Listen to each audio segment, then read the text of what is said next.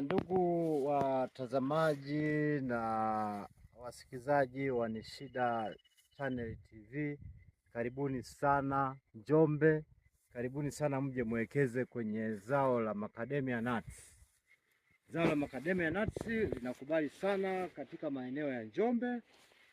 Ukiangalia mti kama huu hapa una miaka, huu sasa ndio unaanza kuanza kushika mwaka wa 4 na mti umeanza kuzaa mpaka unadondoka chini kama mnavyoona.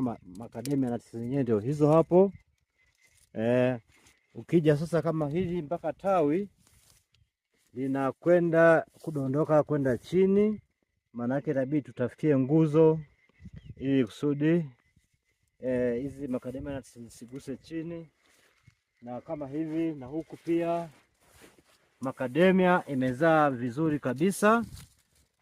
Haya ni mashamba ya uwekezaji ambayo yanasimamiwa chini ya Nishida ambayo ni taasisi ya wakulima. Kwa hiyo mashamba haya